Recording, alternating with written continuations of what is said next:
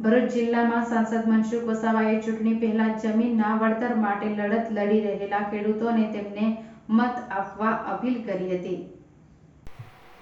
ભરૂચ લોકસભા બેઠક ઉપર આ વખતે સાંસદ માટે ખરાખરીનો જંગ જામ્યો હતો, ત્યારે અનેક લોકો દ્વારા પોતાની માંગણી બાબતે વિરોધ પણ નોંધાવ્યો હતો, જેમાં Vadodara Mumbai expressway, bullet train, Bhadbhut barrage યોજના અંદાજિત 60થી વધુ ગામોની જમીન સંપાદનમાં ચાલી રહેલા વિરોધમાં ખેડૂતોએ ચૂંટણીનો બહિષ્કાર કરીને પોતાના મતદાન કાર્ડ જમા કરાવ્યા હતા। આ બાજુ ભરૂચ લોકસભા બેઠક ઉપર સતત 7મી વખત ભારતીય જનતા પાર્ટીએ મનસુખ વસાવાને ઉમેદવાર તરીકે જાહેર કર્યા હતા, જેથી મનસુખ વસાવાએ તેમને મત આપવા માટે ખેડૂત સમન્વય સમિતિના ખેડૂતો સાથે આગેવાનોએ મળી Vadodara Mumbai expressway, bullet train, Bhadbhut barrage યોજના અંદાજિત 60થી વધુ ગામોની જમીન સંપાદન થાય છે, જેમાં અન્યાય બાબતે 3 મે 2024ના રોજ સર્વ યોજનાઓ ખેડૂતો સાથે મધ્યસ્થ કાર્યાલય ખાતે મીટિંગ કરી ખેડૂતોને સંપાદનમાં થયેલા અન્યાય બાબતે અસરગ્રસ્ત ખેડૂતોને વચન આપ્યું હતું।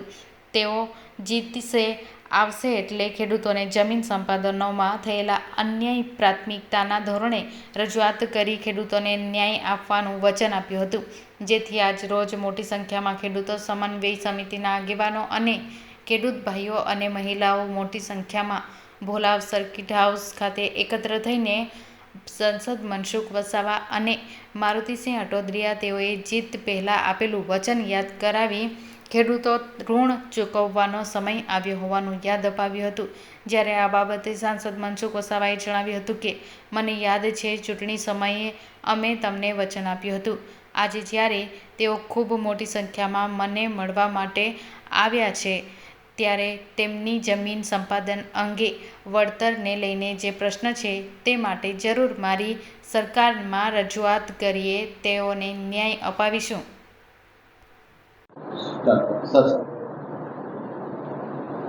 આજે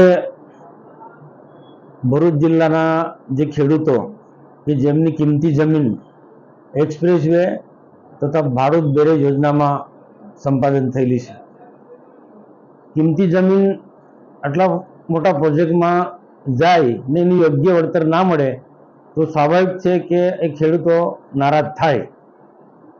તો ઘણા સમયથી એમને યોગ્ય વળતર મળે એમના માટે તેઓની સતત રજૂઆત છે। એમની રજૂઆતને ધ્યાનમાં રાખીને અમે ભારત સરકાર અને રાજ્ય સરકારમાં પણ રજૂઆત કરી છે। અમારી એક જ માંગણી છે કે બીજા અન્ય જિલ્લામાં સુરત, વલસાડમાં જે પ્રકારે વળતર મળ્યું છે એવું જ વળતર ભરૂચ જિલ્લાના ખેડૂતોને પણ મળવું જોઈએ, કારણ કે પ્રોજેક્ટ એક છે, થોડો ઘણો ડિફરન્સ હોઈ શકે છે પણ બહુ મોટો ડિફરન્સ ના હોવો જોઈએ। ભરૂચ જિલ્લાના ખેડૂતોને ખરેખર આ પ્રોજેક્ટમાં વળતર બાબતે અન્યાય થયો છે, અમે માનીએ છીએ। ચૂંટણી દરમિયાન પણ તેઓ મને મળ્યા હતા, અમારી સાથે મિટિંગ કરી હતી, ત્યારે પણ અમે આશ્વાસન આપ્યું હતું કે તમારા પ્રશ્નો માટે અમે જ્યાં પણ રજૂઆત કરવાની હશે ત્યાં રજૂઆત કરીશું। અને આજે ચૂંટણી પૂરી થયા પછી સ્વાભાવિક છે કે આ ખેડૂતો આજે મને યાદ કરે। આજે ખૂબ મોટી સંખ્યામાં ખેડૂતો આવ્યા હતા, સાથે બહેનો પણ આવ્યા હતા અને એક આવેદનપત્ર મને આપ્યું છે। એમની રજૂઆત ચોક્કસ મેં સરકારમાં રજૂઆત કરીશ અને હું પણ આશા રાખું છું કે આમનો પ્રશ્ન જે વ્યાજબી છે એ જલ્દીમાં જલ્દી ઉકેલાય। હિરેન ભટ્ટ, ભાટભૂત બેરેજ યોજના। આજે અમે માનનીય સાંસદ સાહેબ શ્રી મનસુખભાઈ વસાવા સાહેબને મળવા માટે આશરે 400 થી 500 ખેડૂતો અહીંયા ભેગા થયા હતા। અમારો મુખ્ય મુદ્દો એ હતો કે ચૂંટણી પહેલા જ્યારે મનસુખભાઈ અમને વાત કરેલી કે હું જો જીતીને આવું તો હું તમને વળતર અપાવવા માટે યોગ્ય રજૂઆત કરીશ, એને અનુસંધાને આજે અમે એમને યાદ કરવા માટે અહીં આવ્યા હતા। સાથે સાથે જે કંઈક અમારા ખેડૂતો છે, આપણા ભરૂચ જિલ્લામાં વિધવા બહેનોનું બહુ મહત્વ આપીને વિધવા યોજનાને સારું સમર્થન આપવામાં આવેલું, પણ આજે 100 વિધવા બહેનો એવી છે કે જેની 1-1 વીઘો જમીન છે અને એની કિંમત આજે 2 લાખ ને 3 લાખની વાત કરે એ વાત ખોટી છે। જૂની જંત્રી પ્રમાણે આજે 2011ની સાલની જંત્રી પ્રમાણે આજે પણ વળતર આપવાની વાત કરે, આજે 2023ની સાલ ચાલે, સમગ્ર ખોટી વાત છે। અમે આને સાંખી લઈશું નહીં અને કોઈ પણ સંજોગોમાં અમે કામ કરવા દઈશું નહીં। જો તો ત્યાં સુઈ જઈશું, અમારી પાસે સાધન લઈ જાઓ, જે કરવું હોય તે, પણ અમે જમીન આપીશું નહીં। ગામ ધનતુરિયા, મારું નામ કાશીબેન, ખેડૂત। હવે અમે મનસુખભાઈ આવ્યા હતા તો અમને એવું કહેવા માંડ્યા કે તમારું અમે મત અમને આપો તો તમારું કામ થઈ જશે. તો અમે મત આપ્યો, વિજય બનાવ્યા, તો અમને અમારું કામ કરવાનું આવે તમારે. તો પછી અમારી પાસે વીંઘું જમીન છે, તો એ વીંઘામાં કેર બનાવીએ, કારેલા બનાવીએ, લીલા શાકભાજી, ચડી, તુવેર બધું જ બનાવીએ.